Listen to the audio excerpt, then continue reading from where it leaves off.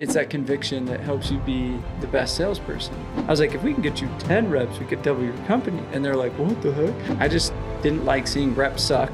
I didn't like reps turnover. I didn't like managers doing it the wrong way. I actually had to call you and ask you to shut it down. But what was crazy is it gave me this idea to start D2D University. So for me, like, human trophies matter, right? Whether you're a sales rep and you have a vision of doing something, you're a business owner, it all starts with a vision. I had a vision day 2. It was like, you should start a conference and bring the door-to-door space together. People who come to D2D Experts, they should outgrow us. Yeah. Right? Door-to-door is not easy. Recruiting is not easy. Running a business is not easy. Selling is hard. That's what motivates us is to, and I've never cashed in on anything. But the point is, we want to create an experience here that keeps you coming back.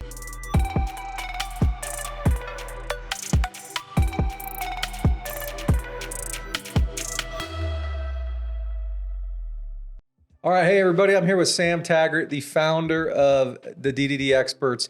Sam, when I started working here about 8 or 10 months ago, I was amazed at what I didn't know about what you did. And so I always thought we needed to get on a podcast and reset the world on Sam and the D2D Experts and what we do here. So let's start with, for those of you who haven't followed Sam, this is a refresher for those of you who have.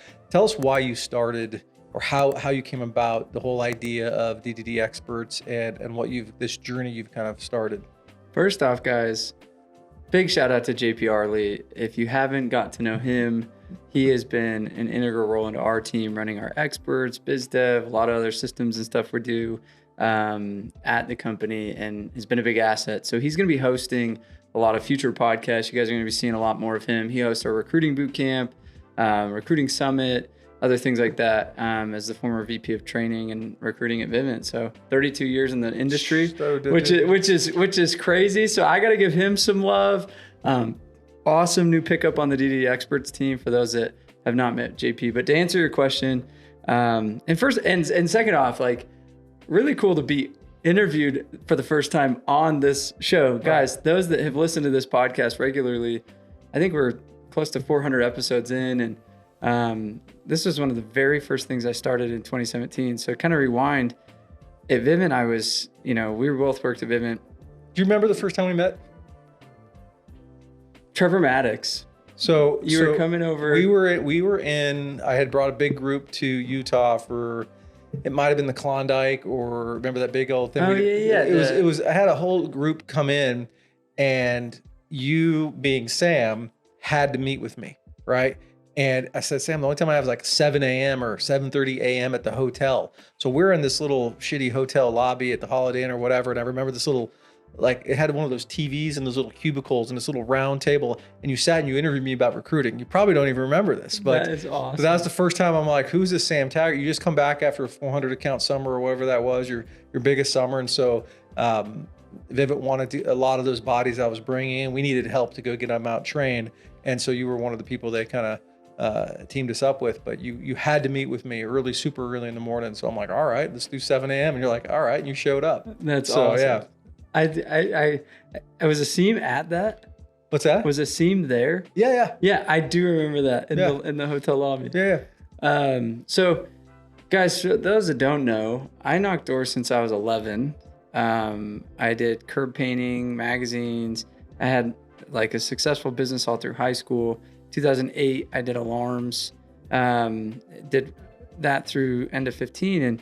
And summer of 2014, when I finished #1 at Vivint, and guys like you would come up to me, and all your guys would be like, how do you do it, right? And so I started a Facebook group that year called Can't Knock This. And I said, hey, why don't we share our tips and tricks? Well, shortly after I started that and people posting in there, people were, Vivint Corporate was like, no, shut that down. And I was like, what? Why? They're like, well, because I don't know, legal or whatever.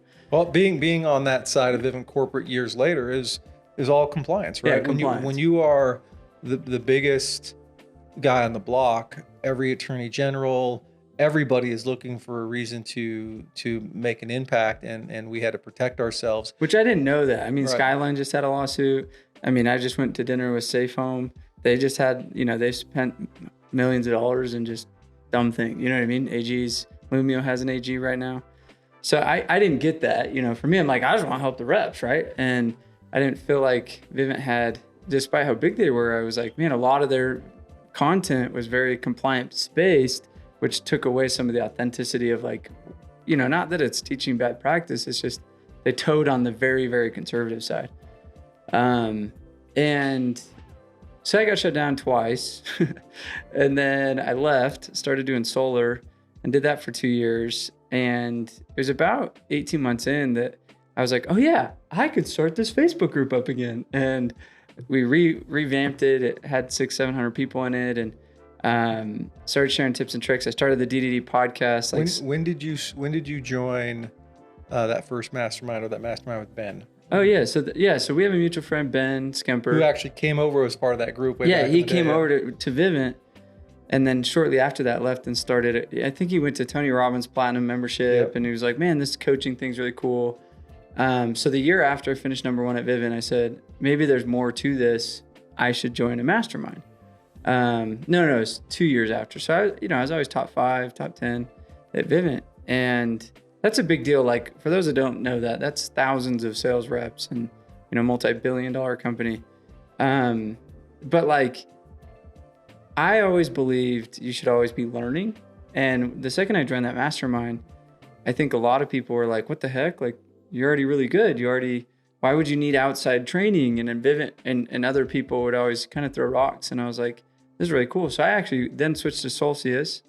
Brought a lot of my Solcius guys over to, you know, we had Ben come out, we had Jake Harriman come out and train. And, you know, I was always looking for outside, you know, a slight edge essentially, and believed in that, where I think a lot of people in our industry are like, they put everybody under their wing and like, don't look anywhere, don't learn from anyone, don't, you know, and I'm like, that's kind of a scarcity mindset, but whatever. Yeah, because if that guy's a better trainer than me, right? Then I look bad. Exactly. It's like, well, it's stupid. And again, everybody's like, why are you sharing your tips and tricks on the Facebook group? Why do you want to do a podcast and help people when that's what makes you competitive like that? Like, and I was like, because I think rising tide lifts all ships. And I always had that mentality, and you know, I was always willing to share with training or give, or I was in Vivint's training videos. It's like, they didn't pay me to do that. Like, I just didn't like seeing reps suck. I didn't like reps turnover. I didn't like managers doing it the wrong way. And anyway, so about 18 months in, I started doing this podcast, and I started to realize like people needed, and I opened up. Here's the second thing. I built my own training at Vivint on a Wix website, and which I actually had to call you and ask you to shut it down. So I'm like 18 months in, and I was like, oh yeah, I have that website thing that, and I open sourced it, and I had hundreds and hundreds of hits from all over the country of different companies, not Vivint people, where I built like my own internal alarm training. So JP, being compliance, calls me and was like, hey, shut that down. I was like, okay. Shut what down? I know, I was like, shut what down? I forgot about it. Like, I forgot that there was like rogue Vivint training on the web, on the interweb. I was like, oh yeah, forget. I didn't even log into the thing. And I go in there and I was like, oh. But what was crazy is it gave me this idea to start D2D University. And I was sitting on a rock in the desert on a mastermind trip, which I'm firm believer. Like, we have multiple masterminds now, but I'm going to a mastermind in a week. This week I'm going to a mastermind too. But like, I sitting on a rock, 3-day fast, 3-day meditation by myself, which I'd highly recommend people do. And I had a vision day 2. It was like, you should start a conference and bring the door-to-door space together. And it was kind of like that when God tells Moses he should like circumcise himself, and he's probably sitting there going, wait, what? Like, we must have a misconnection here. You're telling me to, you're telling me I have to cut the tip of my penis off? I was like, wait, you're telling me there's door-to-door convention? Like, no, everybody's going to kill each other. That's a bad idea. Like, no one will support that. And I start, kind of putting feelers out there, and it was like a 50-50. It was like a Biden-Trump scenario. It was like half the people were like, no, that's a terrible idea, Sam. And half the people were like, yeah, I'd go to that. And I was like, So from the outside looking in, right, you have this high performing, the D2D space, especially in Utah, is a lot of ego driven, high performance. And so you take a guy like yourself that's just dominating on the sole contributor, leader level, and all of a sudden you want to go create a following of people. And I think some people looking in don't understand how somebody could have a heart where you want to help, but be fueled by being because I mean, you are the second fastest go-kart driver in the office. Okay, I know that bothers you, right? Very good. So he knows how to get under my right? skin. So that I wanted to bring that out because I know you're fiercely competitive. And you're going to have that title forever. But how does one understand Sam Taggart if they know you and see that you're fiercely competitive, and then you're going to give up this, like, I want to be number one in sales to go to create this community of following, right? Because I think people looking from the outside in, there's a disconnect. They don't understand why a man who is dominant all of a sudden wants to go give away this knowledge, right? Really, so if you ever taken the Strengths Finder test by Gallup, I've taken enough tests. I know my Myers-Briggs. Well, my independence, it's like 7% of my personality is independent. Okay. So I can't work alone. I have to be on teams, which is probably why I haven't done something like this on my own. And I'd rather come in and work with you is because I need teammates. So we take this one that gives you your top 5 of 54 strengths as a family. And my number 1 was competitiveness, believe it or not. My brother's number 1 was competitiveness, my brother-in-law. And we read the descriptions, completely different descriptions though. I was like, oh, I thought like it would just populate the same generic answer as competitiveness. My brother-in-law looked like a terrible person after reading mine. So his was like, I want to win at all costs and make sure everybody loses and just like kick ass. Mine was like, I want to win at all costs and make sure that I'm beating myself.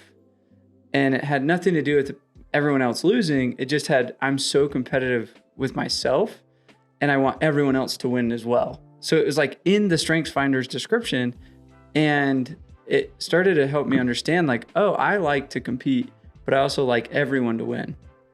And so I have 100 sales reps. I just spent 18 months building from the ground up as the VP. We started with 0 and we were in 6 states. And it's not like I'm just like, oh, let's just like walk, but I realized it was going to be really hard for me to serve 2 masters, like run VP of sales of a big solar company or be doing training and agnostics and neutral in Switzerland and throw this conference and build everybody's trust. So I came to a fork in the road of like, what are you going to do? And I had to go, my heart, and as much as my bank account, like it was like, I was finally making like really good checks, finally had things on autopilot. And then it's like, let's burn it to the ground. I was like, that sucked. So I had to leave. And it's not like I took everything. I didn't mean to burn it. I just said, I'm leaving. I put in my resignation.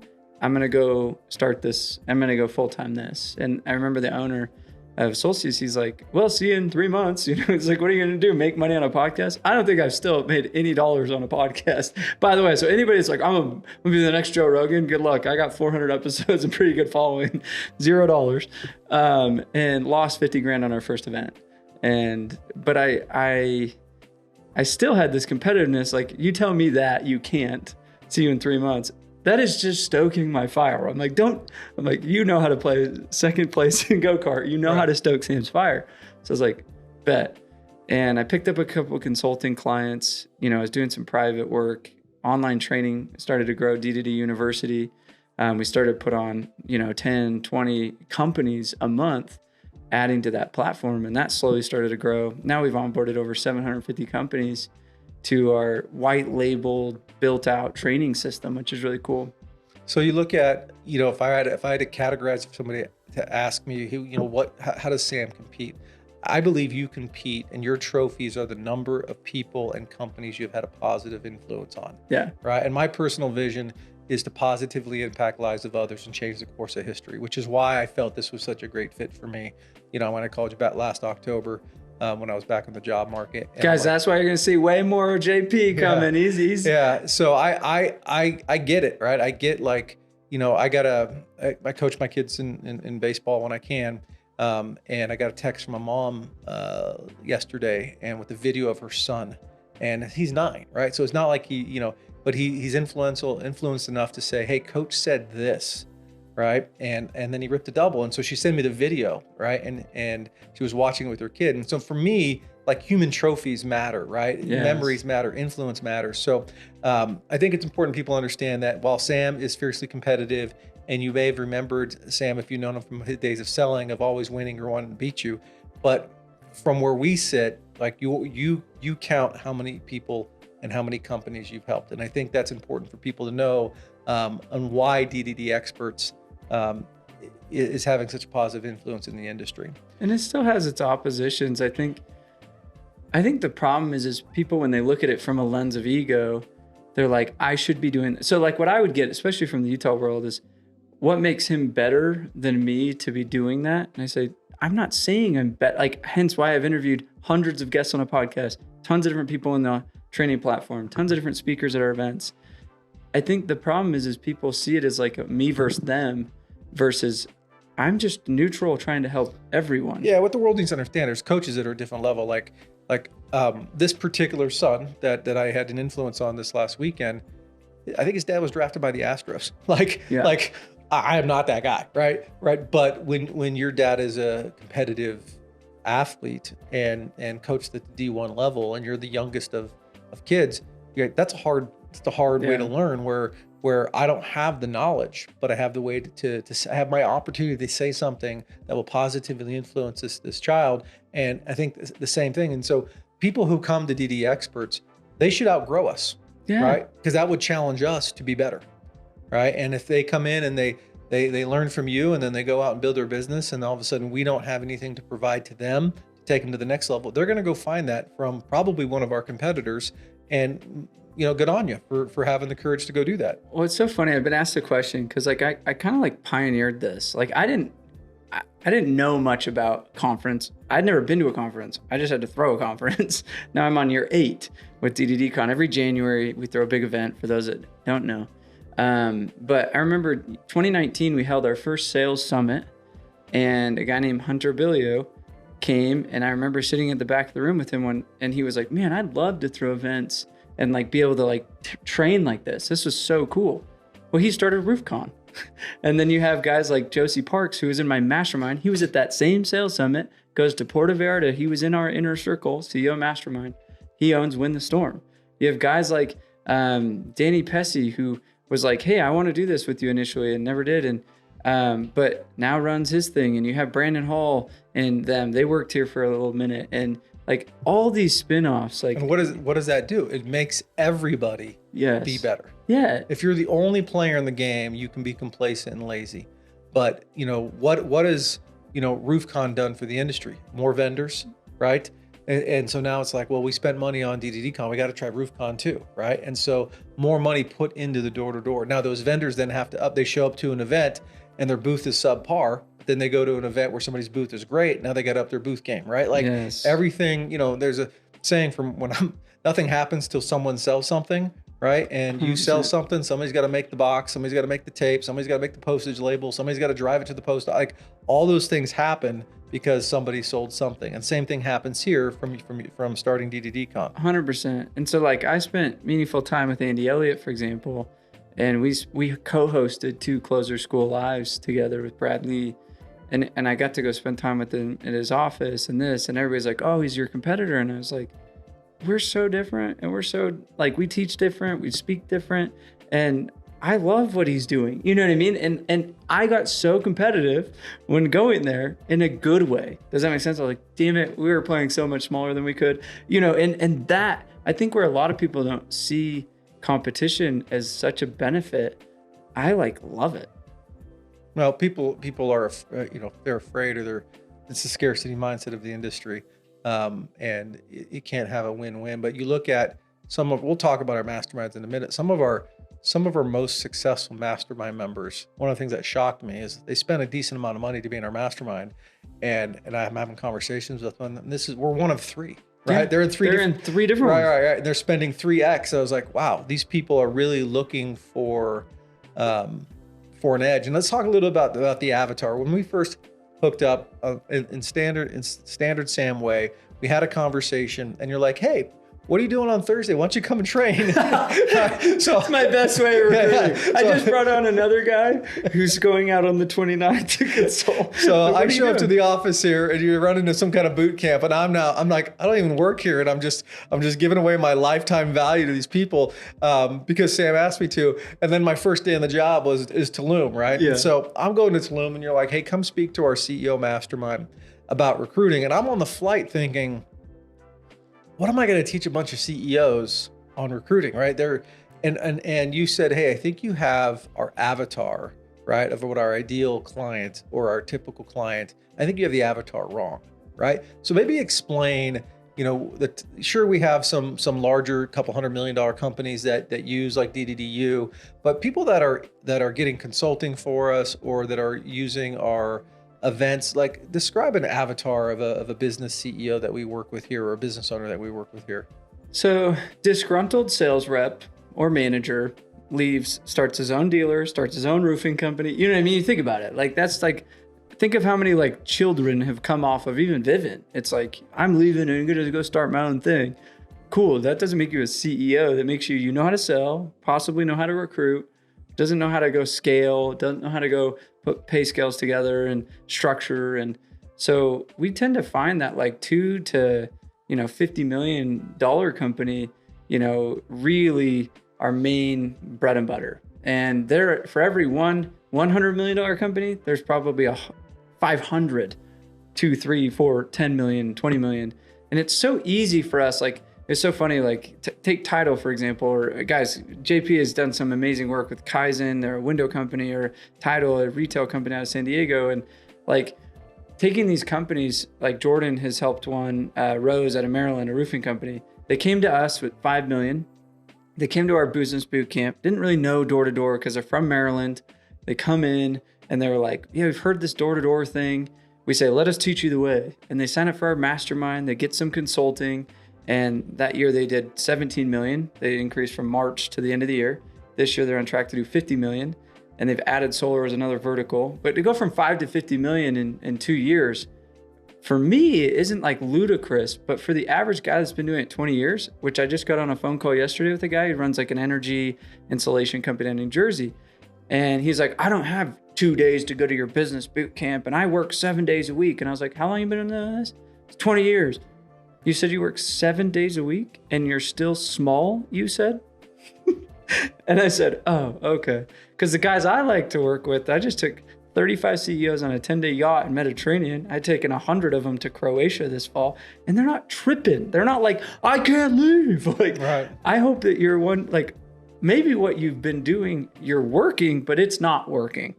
Does that make sense? Yeah. And I think those CEOs that are like drowning or owned by their business aren't really CEOs. They're operators. They're sales guys with a team. They're juggling everything. And it's like, how do we help them automate, delegate, eliminate, streamline, organize, systematize their business? So there's a movie, what was it with Jack Nicholson and Tom Cruise? You Can't Handle the Truth. Few Good Men, right? And there's a scene in Few Good Men where they're trying to prove something, and they're like, well, show me in this military manual, where the mess hall is. And the guy's like, it's not in the manual. It's like, well, how do you know where to eat? Well, I just follow the crowd at lunchtime. And I bring that analogy up all the time because there's things that happen in door-to-door, especially out of Utah, which is kind of like the mothership of door-to-door sales, that you just learn through generations and generations, almost in your DNA, on how to do certain things.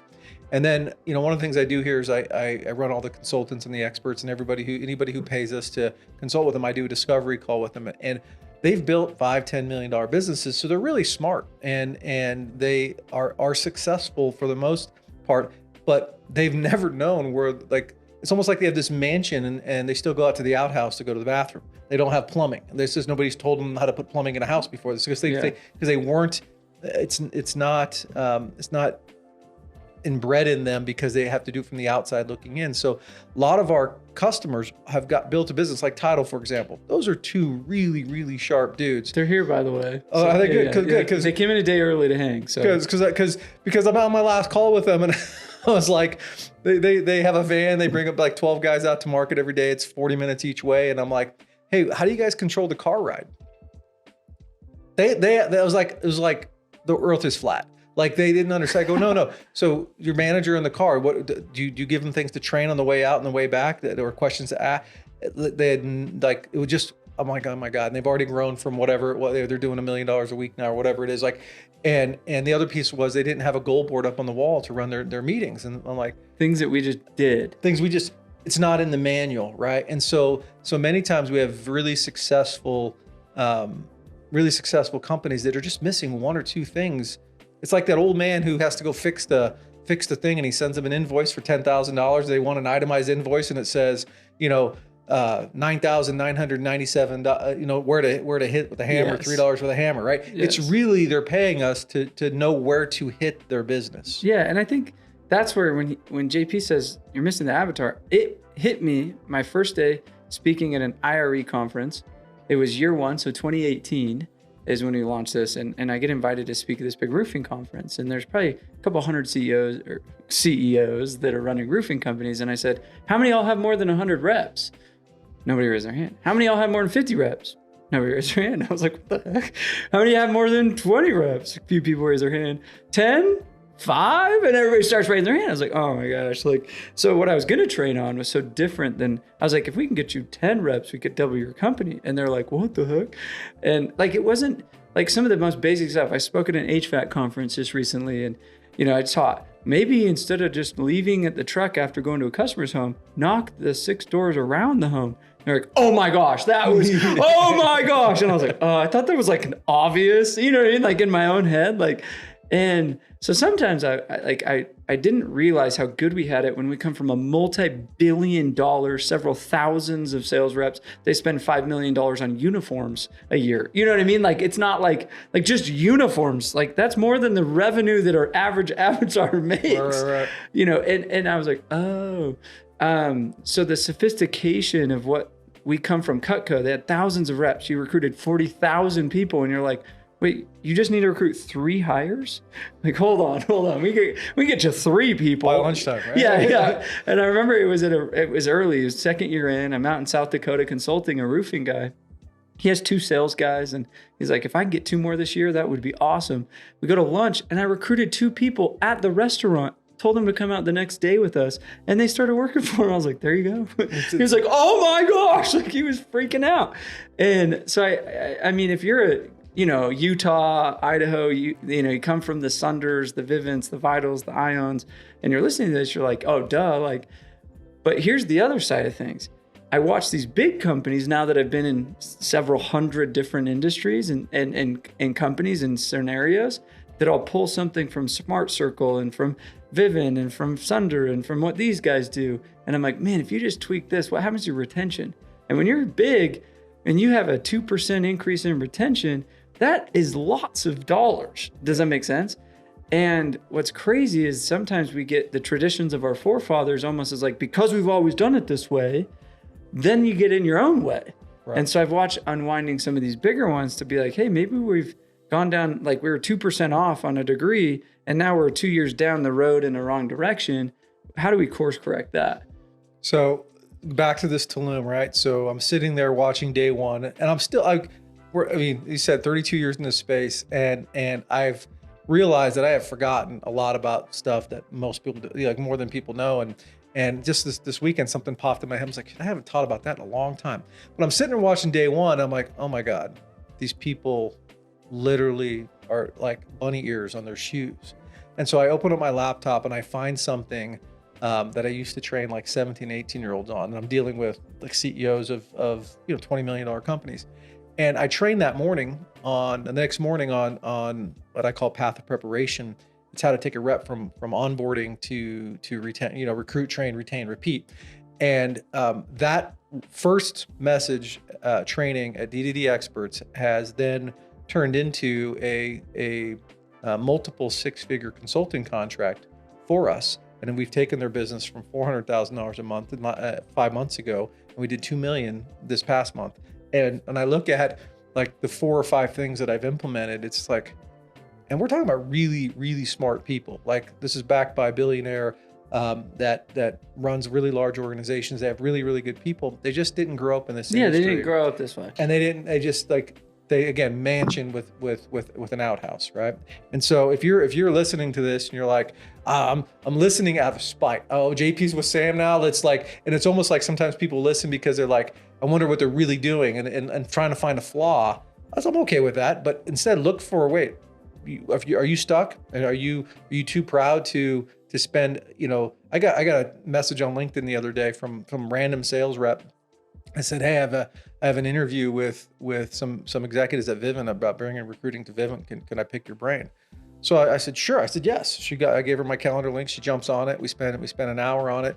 And she sent me a message this weekend and said, well, they turned down my proposal, but I just want to let you know that I think it was amazing that I'm a no-name sales rep with no accolades that you didn't know. I messaged you on LinkedIn, you said yes, and you gave me an hour of your time, right? That's truly, like, when you're dealing with the two of us, that's what motivates us is to, and I've never cashed in on anything, meaning if I ever went to Saudi Arabia, for example, I'd never have to buy a meal or get a ride. Like, there's some of the people I've kind of coached with through the HBS program through there, like they would treat me like family. Like, I'm never going to cash in on that. Like, I do it because I love to help people. So back to D2D Experts here. I want you to tell a story about door-to-door con 1. Right? And you were telling a story about painting stuff at midnight or your sister running. Yes. Like, it's funny stories. And then this last D2D Con 7, right? And from a proud father moment, you had to have some emotions through that growth process from 1 to 7. So maybe walk through how those events have changed.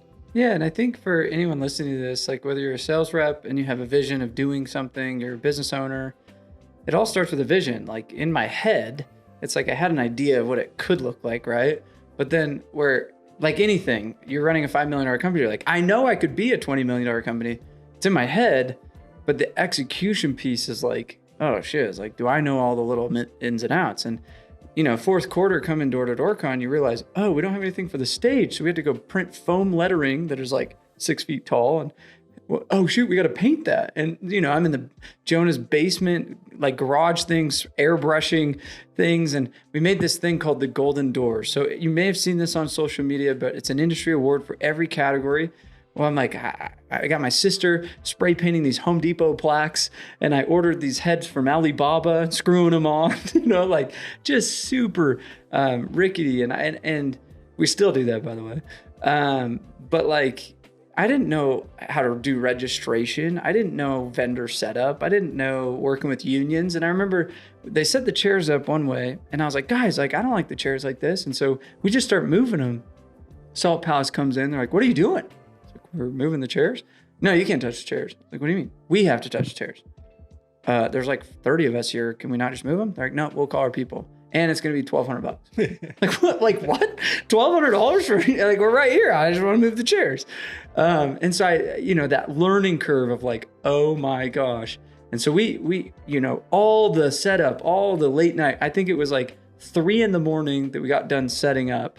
My mom, my dad, my sisters are all running registration the next morning. We're all tired. We're all beat up. I hadn't even had time to set up my own speech, right? And it was day 1.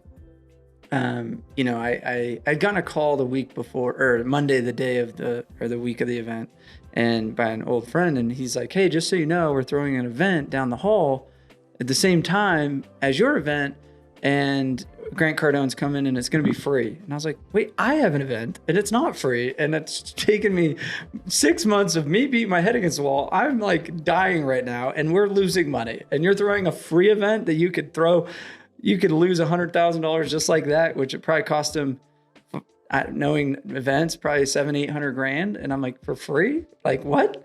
They're like, well, it's for recruiting. And I'm like, I don't have $700,000 for a free event, like to throw away, dude. Like, and I was like, just bring him here, bring Grant Cardone. And he's like, no. So I've got the stress of this free event down the hall. I got all this stuff going on. And I remember it was day 1 and one of the speakers, Dan Clark, comes to me and he's like, hey, what are you selling? And I was like, what do you mean? What am I selling? He's like, you just threw this event. Why don't you sell them something? And I was like, oh yeah, good point. And he's like, well, did you make money on the event? I was like, no, I lost hella money. He's like, well, maybe we put a package together and you could make your money back. And I was like, what's that look like? And he's like, so this is where the circle was born, was on a napkin Friday night. We drew up the circle, which is our CEO mastermind. And the day 2, I was like, hey, anybody want to join? We had like 6 or 7 people join it. The second day, and I made more than I lost because of that. It's like 30 grand. And that kind of gave me the hope of like, oh, okay, we didn't lose. And we started this mastermind, and I didn't have a speech prepared. I didn't have a slide prepared for it. Like, I was meditating on the stage 5 minutes before getting on stage and just spoke from the heart. And I think at that point, when people saw the speech that was shortly after the other event, half the room went to Grant Cardone, then they flood back because the energy there was like, look at us. Let me like. Grant was not great that day. Grant was not great that day. Todd was not great that day. Like, the energy and the polarity of like what I was trying to create was like unify, up level, bring honor, integrity. And that didn't really support that mission. And I think naturally people feel the difference between selfishness, scarcity, abundance. And it actually only catapulted our event more, meaning we had more of the outside industry being like, let's support Sam, like, how shame on them. Like, we see what he's trying to do and his authenticity. And I think people forget that piece. You know what I mean? Like, I think people over the years are like, oh man, Sam's more videos and this and that. And I'm like, guys, nothing's changed. Like, so year 2, year 3, it just kept getting bigger. How many people at that first event? So we had about 800 and something people. And how many? We had 2,800 at? Yeah, close to 3,000 at this last one. So it's been fun to watch it grow. And but the cooler part is I wasn't spray painting letters till 3 a.m. on this last one. You know what I mean? And I think just to run a big conference where, you know, it's $1 million budget plus, where you have the biggest keynotes of, you know, John Maxwell's of the world and Jordan Peterson's, like, people don't realize the amount of logistics that go into that. And it was just cool to be like, I just kind of had to show up this year, and to see that scale has been really cool. So let's talk about, you just mentioned the mastermind. You can tell you have daughters, Sam. You have your toenail painted. Heck yeah. So great. Yeah. Let's talk about the D2D experts and what we do, right? So you just mentioned a few things, right? So we sell a ticket for door-to-door con. And so we run a business to make money. If you come to door-to-door con and you spend $700-800 to come to an event, and I know you, like, if you didn't, and you showed up and you sat through the meetings and you sat through the breakouts and the speeches, and if that didn't increase your business to generate $800 of revenue, you would give them their money back, or you'd give them a ticket to an event. Like look, anybody who shows up because of a money back guarantee is they're just looking for free information and want their money. That's just cheap. That ain't going to happen. And nobody will do that if you take the time and invest to show up. Okay. I think, well, can I say something on that too? I get so many reps that are like, I want my manager, my owner to pay. I think that's the piece they're missing. Like, I was the 400 account rep. I was the top guy. I paid 30 plus grand for Mastermind. Like, I didn't go to my manager and say, I'm out producing everybody. Can you pay for my education now? Right. It's like, Dad, can you pay for my college and I'll just go party? It's like, think about that. Like, I think the skin in the game actually plays, you know, I look at my mom, she's like, do you want to go to the guy that's giving you a free haircut? Or do you want to go to the guy that's giving you $100 haircut? So years ago, we're talking almost 20 years ago, when I was with 𝐃𝐨𝐽, they gave us like, I don't know, $3,500 or something to go do some kind of personal development. And so I looked at all the options for $3,500 20 years ago. I'm like, I ended up spending 10 grand. So I matched it with $6,500 of my own money, and I went to coaching school.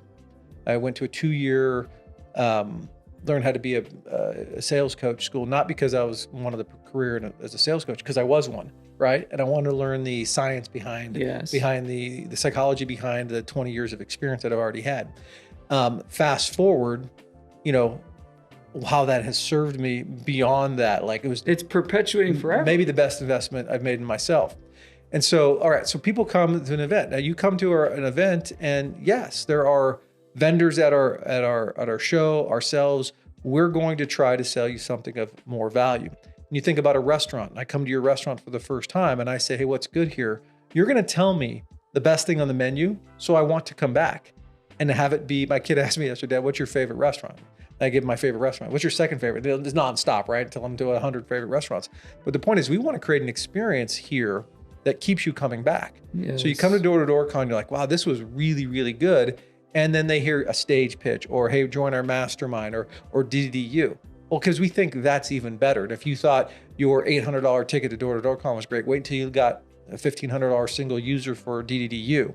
If you watched all those videos and you don't go make 10x $1,500, then you probably like shame on you, right? Like, so our business model, let's talk about that. So we have the masterminds, which you mentioned. Let's kind of go in order. It started with kind of like the DDDU piece, right? What is DDDU and the different packages we have? So think of it as like, if you're an individual, you can buy one login for the next, and log in yourself. If you're a team, let's say I have a manager of 10 guys, I can buy a team account. Or a corporate company, I can custom white label. We come out and film, we edit, we actually make your training system. Because most people, they're like, oh, buy my course. I'm like, I didn't want that. That's why I said we've done this for 750 companies where we fly out, we film, we customize, we produce, we make your training system. And we just couple it in with our content, because every Tuesday we're adding new content. And as a business owner, especially small, medium business, to have a whole content machine that's always adding new stuff is really hard to do on your own. And so we've partnered with these companies to help them build out their own custom training platform. Right. And on this note, right, I get asked all the time in the consulting piece, I need help onboarding a rep. And one of the things I helped do when I was at Vivint is build a onboarding training, a whole LMS from a new hire, right? All the compliance training, all the product training, all the user tools training. And then at that point, they show up to a manager and they have some knowledge about the industry and the knowledge about, they're much easier to train once they get out on the doors. And so DDDU is basically that for companies who aren't institutionalized, that don't have, right? Whole media team, a whole training department. Exactly. Yeah. So, and then the second piece is, now they're a rep that's doing well. How do you make them a better rep? And then we've even created content for the manager. How do you, I want to make this rep a manager. Okay, what training did he go through? So we have coaching training, how to coach a rep out of a slump, how to run sales meetings. Then what makes a business owner? So we have business in a box training, we have recruiting training, all of that stuff. It would take you, we did the math, over 2 years, 40 hours a week, full-time job watching videos to get through all of the content we have on the platform. Right, So and you want to have me watch all that before I share. Yeah, it's like, good luck.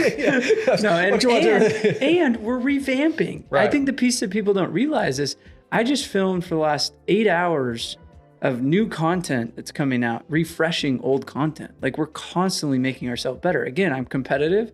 I don't like to see stuff that was 8 years old that's not as relevant. So I'm always, our team, we're always finding what's the slight edge, what's the new and greatest sales tactics to go add to it. Okay, so back to finishing up on the DDDU piece, right? So this corporate piece we have, if you have multiple teams or more than 10 reps, we will come out and we will film your people and we will integrate that with what we already have. Now, I can tell you, like, we don't charge for the flight to go out and do that. We cover the cost of our film team to do that. That is not a profit center for us to go sell a corporate account. But what we're trying to do is win a lifetime customer. Yes. We're trying to get something that's so good, right? That your onboarding piece is there, right? And once we deliver on that, then maybe you come to one of our events, right? And so we run, probably 25 or 30 live events. So let's talk a little bit about what we do here. Now, for time's sake, we're not gonna have the time to talk about basement to building, right? But you ran us out of a basement, now you bought this building that we're in with the training classroom and this podcast studio. But talk about the events that we run here live and what they are and what we do for people. So, like, my logic here was simple. It is like, DDDU would be like, put a gallon of gas in the tank every day. You know what I mean? It keeps you moving, it keeps you sharp, there's new information. Because if you think about, like, I know how, that creates confidence for you to go do, right? Well, like, we have we have a sales boot camp tomorrow and the next day. We have a recruiting boot camp this weekend. Then we have a business boot camp August 12th and 13th, every other month. And the boot camps are designed to be like tactical systems. We have an 80-page playbook for sales. We have a 90-page playbook for recruiting. We have an 80-page playbook for business, like systems. And I think there's so many motivational events. Even D2D, I'll say, is, bite-sized pieces. You get a 45 minutes of this, 45 minutes of this, a cool keynote here. Where this is like, let's give you tactical take home where you've got 30 pages of notes. It's 2 days, right? We do 2 days, yeah. Not a ton of speakers. It's very intimate, 30, 40 people, and we just pack in tactics. Because I think that there's David Goggins of the world that you're going to be like, I didn't take a thing of notes, and it was motivating, but I didn't take a thing of notes. Well, there's information, there's transformation. Yes, right? Exactly. So it's just a combination. So the business boot camp, sales boot camp, and recruiting boot camp, it'd be either send your guys, you come. Those are happening regularly. Then we have our sales summit and recruiting summit. Those are once a year. And this September, we have a recruiting summit in Miami. Spring is a sales summit. And those are like 3-day intensives where I do bring in other speakers. It's more experiential. And then we have our internal events, which we'll call for our just mastermind members. Like I'm taking CEOs to Croatia this year. We've gone to Guatemala, Switzerland, Tahiti. You know, we went to our manager and rep mastermind, which we call the elite. Everything in our mastermind is called the league. And for us, there's some different variation of like how you're involved in the league, whether you're a partner, you're a business owner, you're a rep, you're a manager. We have different categories for everybody. And we take the elite to Mexico this year.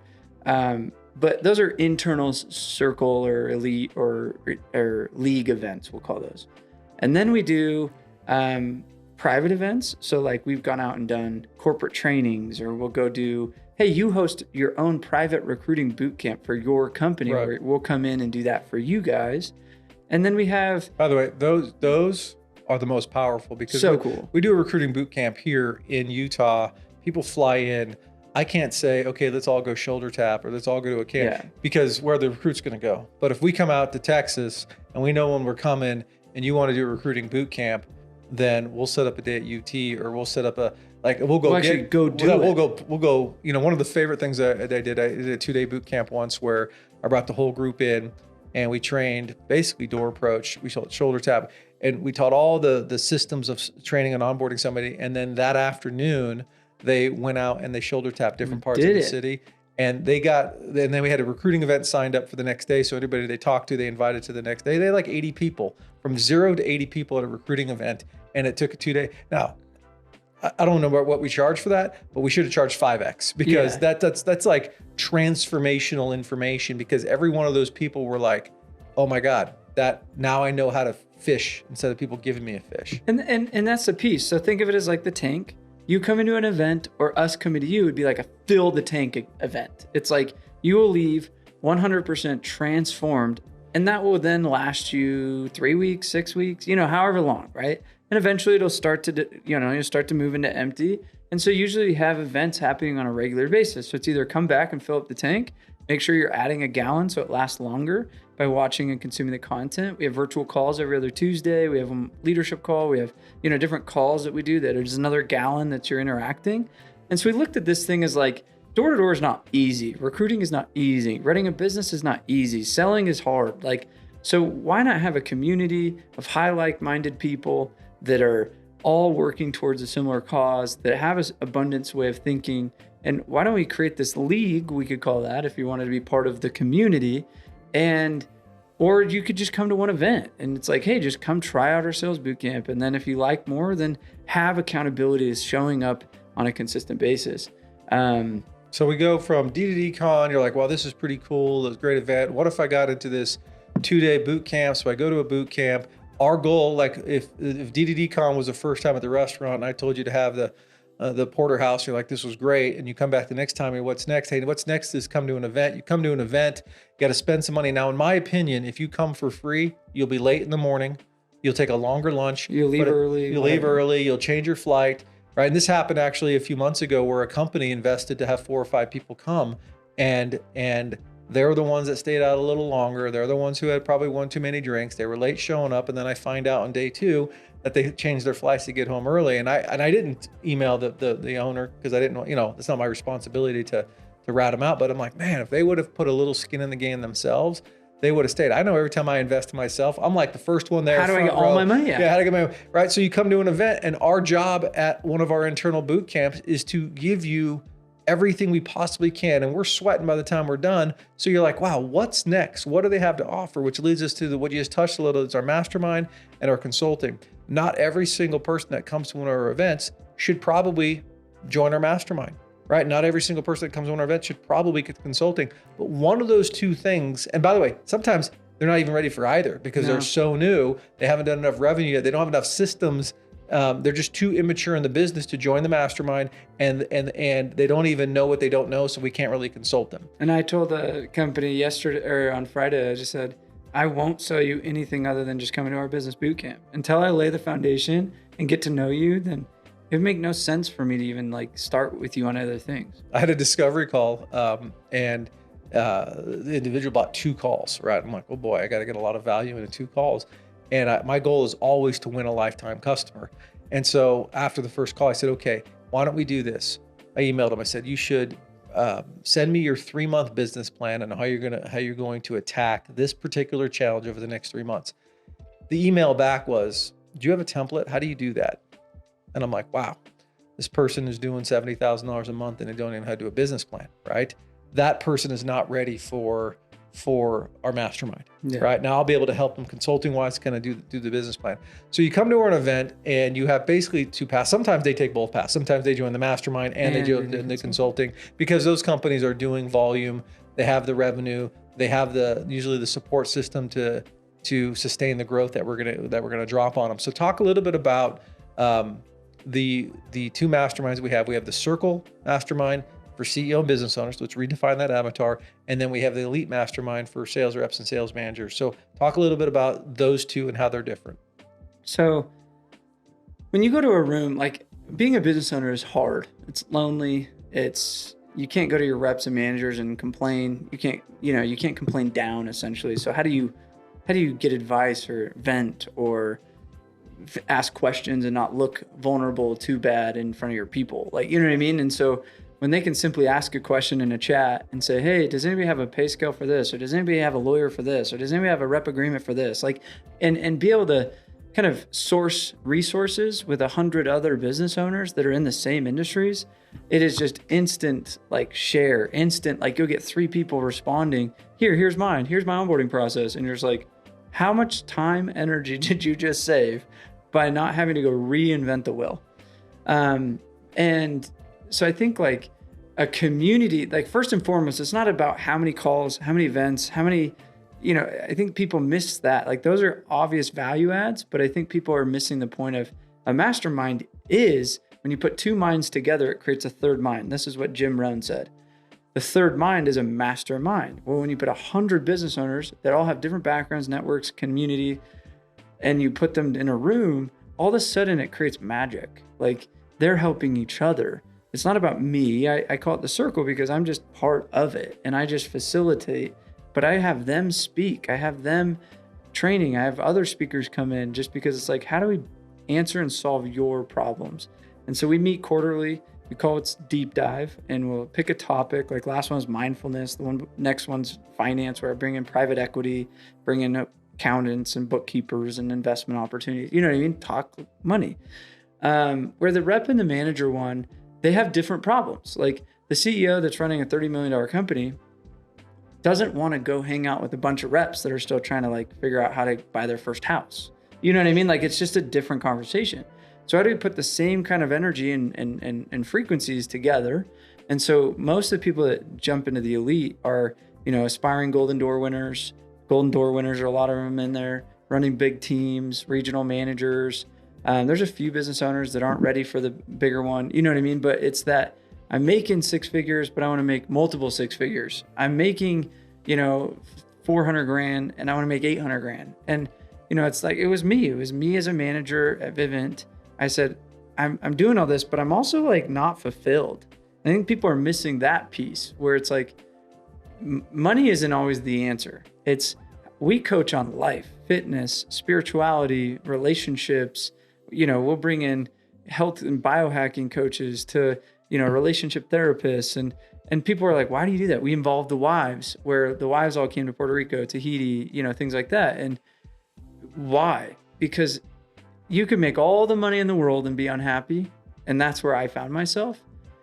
And I was like, I want to give back to these young men or women and empower them in a unique way that I wish I would have had that lesson learned younger, because I think too many people obsess over just money, money, money, top of the leaderboard, when they're like, wait a minute, how do we help you in life? And that's what the mastermind's more so about. So we had somebody join the mastermind and bought a bunch of consulting. So he wrote a pretty big check to come here, and he shows up to that first deep dive that I was at. And I trained on whatever I trained on, but I talk a lot about where I am in my life right now. I got married at 38. My first kid was at 40. And, you know, if you give me the choice of, I'm getting emotional thinking about it, if you give me a choice of work or family, peace out. I can go find work anywhere else, right? I'm not missing, by the way, I'm missing 4 baseball games on Friday for the recruiting boot camp. I found out last night when I was doing my calendar. It's like, shit, right? That tournament wasn't in my calendar when I made these days, because I try to control my calendar, and it is what it is, right? I did the math, and we did almost 200 baseball games this year, right? And obviously I can't watch them all because there's 3 kids, but my point is, I teach and talk a lot about being a dad that is in business, not being in business, and also a father, like family first. And this, I know you know who I'm talking about. This particular person comes up to me afterwards, and he said, I'm on day 2 here, and I don't care what happens in the next 360 days. I just got my value. When I go home, when I fly back and I get out of my truck, I'm leaving my cell phone in my effing glove box, because I'm not going in the house again and have my daughter ask me, Dad, when are you going to put your phone away? Dad, can I have some of your time? And that piece right there, like, here's somebody that had the money to write the check, and we influenced his life in a way that it wasn't about business, right? It was from that, you know, they run a roofing company a solar company that wanted to get into door to door, and since then they became a full service EPC for others, and they've built their door to door business through other people selling and them doing the installation. But the value to him was the fact that both of us, because he got it from both of us, family first mentality. And so people join our masterminds not for what they think they want. Maybe they want the weekly calls. Maybe they want the accountability. Maybe they want the deep dives. Maybe they want the travel. Maybe they want the community. But everybody listening to this is on some kind of Facebook group, right? I'm on a bunch of dad Facebook groups. Like, if you want to know about baseball bats, hit me up, right? Like, because I follow these Facebook groups that educate me. Well, all this is a Facebook group on steroids, because now you have our access to our chat where you put in like, hey, W2 versus 1089, what are the pros and cons? And you don't have these random, you know, dummies on Facebook being stupid. You have people like, I made this decision last year. Here are my thought process. Hey, just hit me up. Here's my phone number. All right. And so you have, you know, a pest control company from Washington texting and talking to a pest control company from Florida, and they're sharing best practices. And that is truly what the masterminds do, is they bring those people together and give them like a cleaner access to knowledge versus public access to knowledge. That's kind of, and I think there's like a lot of people that need competitiveness too. Like, you know, I think we run 3 tournaments a year. That's on my list. Let's talk about that. Yeah, because in the league, hence we called it the league. We're like, why don't we compete each other? So we have the Grit, which is 2v2, National Knocking League, 5v5 in the summer, and Survivor in the fall. And we've been running these for years. And what's not surprising, but we've seen an average of 400 or 500% return or increase in sales. And so the owners will be like, I get my whole mastermind paid for just in my guys being competitive because the increase in sale. And we learned this at Vivint. It's like, you throw a tournament, you'll see increase, and you do it right. Like, there's a wrong way to do a tournament and there's a right way to do a tournament. And we watch these guys fight tooth and nail to go win. And a lot of times when you're running a 10-man company, a 30-man company, the same 3 guys are going to win all your prizes, and it's just boring. They have nobody to fight against. You put those 3 guys against industry, all of a sudden watch what comes out of them. They're already competitive, but they're sitting at the top complacent, but they're not on the top of the industry. They're not on the top of like what they think is good. They don't even know it's good. You introduce them to really good, all of a sudden they're like, oh, and watch them triple, quadruple. Right. And we've seen, I remember Adam Hurley, who's in our elite. He's been in it 2 years now, and he joins, and 60 days later, he was doing 8 a month on average in solar. His second or third month in, he did 48 accounts because he joined the Grit. 48 in a month. Do the math on commissions. 8 on average goes to 48 in 1 month. And I think most people don't realize, like, it can happen like that. Had he not paid the whatever he paid, you know, to be in the mastermind, he would have never known that he had that in him. So some people that might be like, oh, I'm great. I'm doing great. I'm making good money. I'm like, 8 a month is good money. Like he's living a good life. That's like life-changing money when you go make a 6-figure check in 1 month. Right. And I think, for him to come back and be like, oh, had I not been in that competition, had I not been in those community, I would have never had that. I would have never unlocked that. And that's the institution. Like coming from 𝐃𝐿, right? We had 400 to 600 offices every year across the country, and our standings, our reporting was never wrong. We called them tabs. Tabs were tabs, right, to the dollar, and the competitiveness. And I remember nobody had ever done $1 million in an office before. So if somebody went out and did it, the next year there was 4. The next year there was 16, right? And the whole Roger Bannister 4 minimum, Yep. Same concept, right? And same thing in Vivid. You do 300 accounts, and then this is 400 accounts. If you, somebody go like, I don't want to join the mastermind. Okay, fine.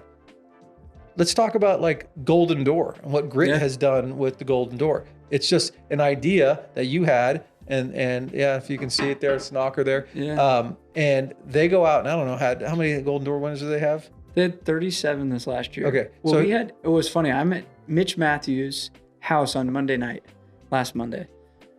And he was one of 4 on Door-to-Door-Con 2 stage.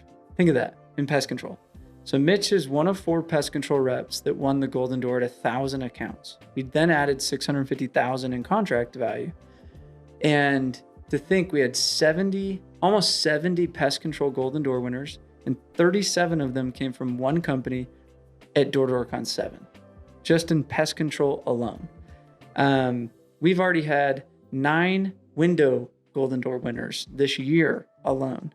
You know what I mean? I didn't even know windows was a category. So this is for people who are like, how do I grow my business? So I went from 𝐃𝐿 to Vivint, and we had, we spent, millions of dollars at fulfilling on prizes at Vivint, millions, right? And we had a film crew. Like everything we did is create this just amazing culture of competing to go dominate. Okay, well, if you're not, a $2 billion, $5 billion company, well, it's for free. Find out how to qualify for a Golden Door. We'll probably even do some training, or we'll get on a call, no cost, we'll just get on there and help you, educate you on how to go win a Golden Door for your company, your industry, and use Door-to-Door-Con as platform. Have your annual year-end meeting in Utah at Salt Lake in January is awesome. Have it at a different hotel. Come over, get your guys on stage in front of there's so many ways to grow your business. Even if you have 5 reps, get 3 of them to win a Golden Door and have them be presented in front of 2,500 people. Watch how many people in your company want to go do that next year. So take Grit active. Grit was like maybe 100 sales reps when I first kind of started. They all left the company and went and started their own. And now I think they had 800 sales reps 4 years later. Their average commission has just been unbelievable. They had 37 people on that stage. Or active, not throw rocks, like they finally turned the corner. They took a Vivint approach. None of our guys go to Door-to-Door-Con. No, we have the best training. They had about 1,500 reps at the time. Very Vivint-esque, the biggest pest control and door-to-door for those that are listening out there.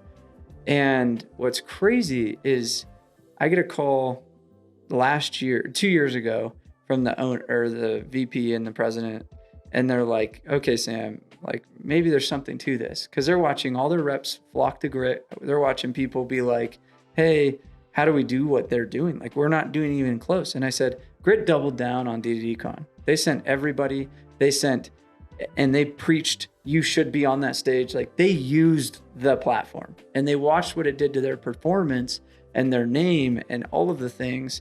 And Active hid under a rock and was shrinking while these guys were just dominating.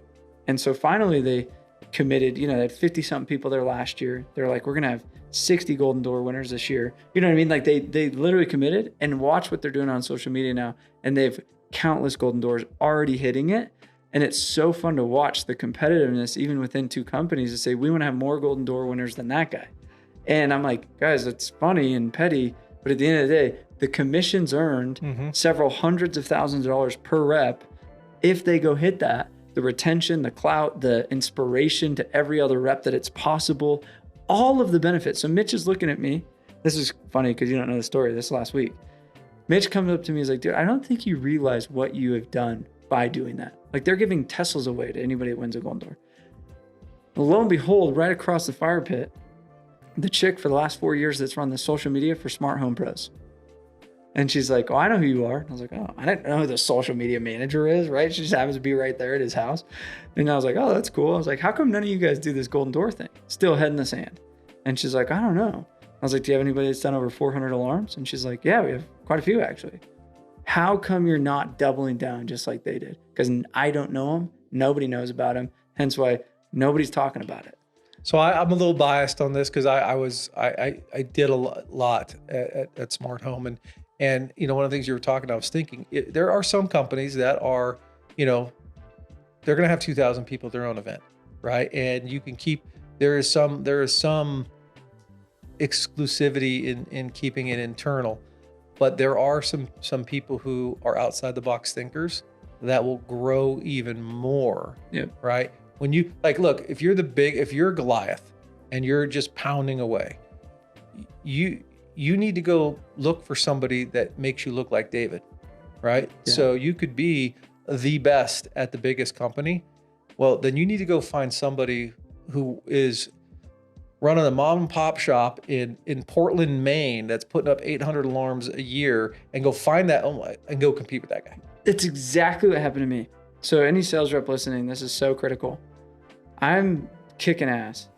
I was number 6 in the company at Vivint, and I meet a guy, Adam Shantz, that was recruiting me, and he did 1,000 in a year, and I did 300 and something that year, 350 that year before. I was like, what? Little company, just killer. He's like, yeah, I'll do 20 in a day. I'm like, 20 in a day? Like, that's not even humanly possible. And that year I didn't go work for him. I stayed at Vivint. I did 400. I was the number 1 rep. Because in my head every day I'm thinking going out there, I'm like, well, there's that guy that's doing 20 in a day. I could do 5. You know what I mean? But he didn't have to work internally. Like, it's that element of I just now know that there's other people. So I did this with a little pest control company called Turf Badger. Dude sitting in the back of a room of boot camp, 25-year-old little CEO. He signs up for consulting, our mastermind.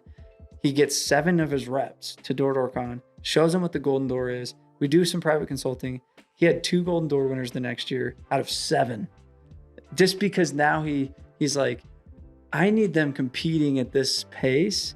Well, what's crazy is like, you get a random pest control guy that starts a company and recruits random dudes out of Michigan. There's no way they're just naturally going to go sell 1,000 accounts. Right. Just out of, but I introduced the consultant I had go out there, 34 in a day, 25 in a day. And they watched him do that. Like, I'm having Andy go out to a pest control company next week. And I'm like, he's won 2 Golden Doors in pest and a Golden Door in solar.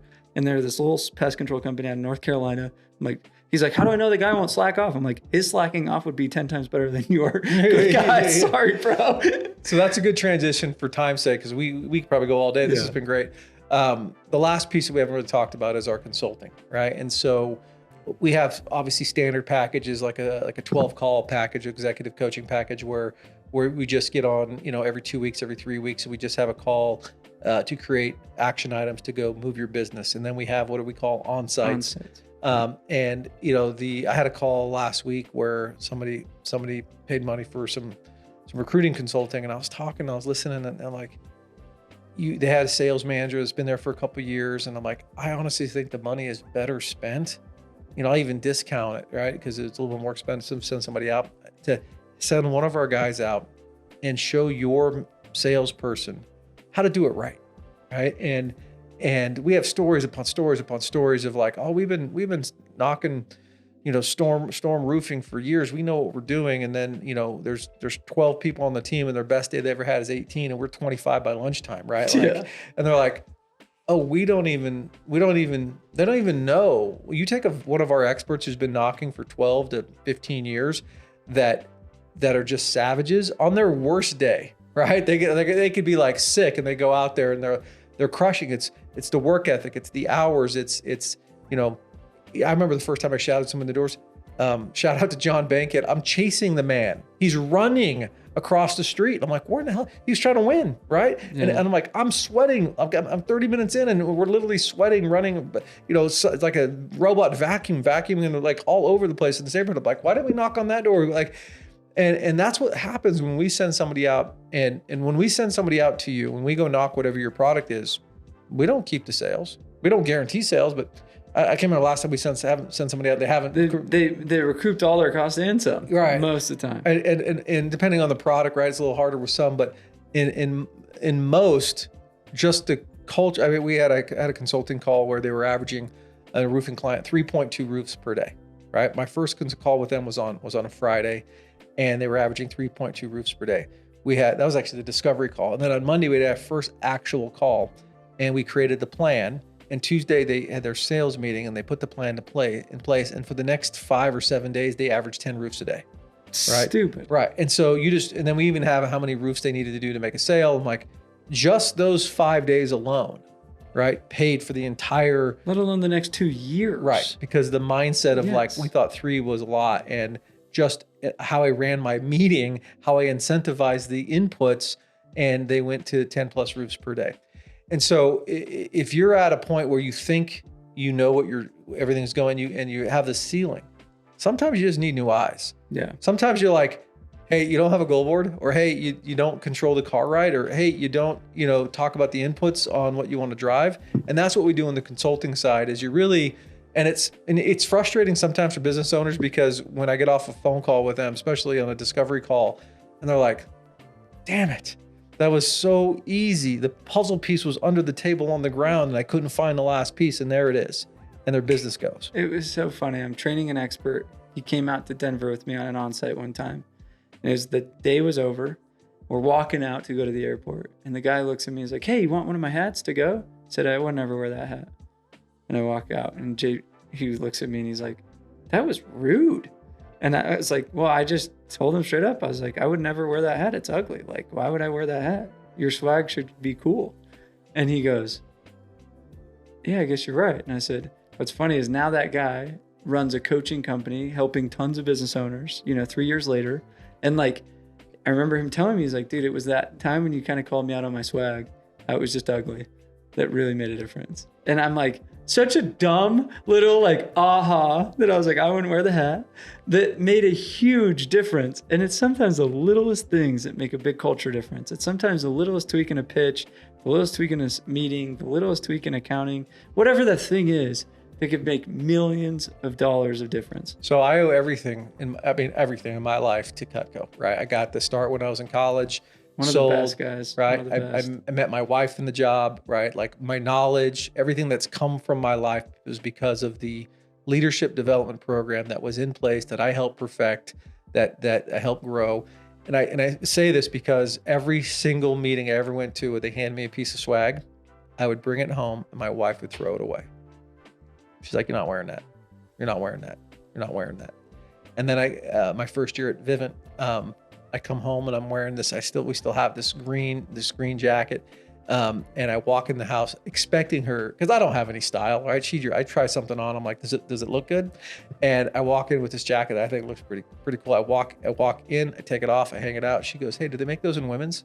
That's awesome. Right. And shout out to Steven Anderson, Jake Larson, old school, Kevin Swiss, David Price. Shout out, because I've been playing in poker tournaments. I went to MGM for an event. And I played one day, and I go back the next day, and a guy comes up to me and goes, hey, that stuff you were, that clothing were you wearing, what brand was that? I was just wearing Vivint joggers. Right? And I'm like, oh, that's funny. I'm actually an alarm company. And I've had multiple people, and every time it happens, I'd text Kevin or Damon. I'm like, dude, I just got hit up again. People want to know where they could buy this jacket. Right? And so it absolutely 100% matters on how you make your reps feel. And 100%. Depending on the size of your company, you may not be there yet. If you have 3 reps, it don't really matter as much as if you have 300 reps. But Sam, I hope people watch this all the way to the end and they learn and understand what truly motivates the desire that we have here to impact others in the door-to-door space. I think the whole industry owes you a bit of gratitude to up-level and change the way people think about door-to-door. And it's only going to get better from this day forward. So we appreciate you. Thank you. And guys, JP was the one that encouraged this whole podcast. And, it's funny, if you don't believe in what you sell, it's hard to push it. And, sometimes I've had to have these, just even when I sold alarms, sold solar, it's that conviction that helps you be the best salesperson. And I don't know what other thing I'd be more excited to sell than transformation in people.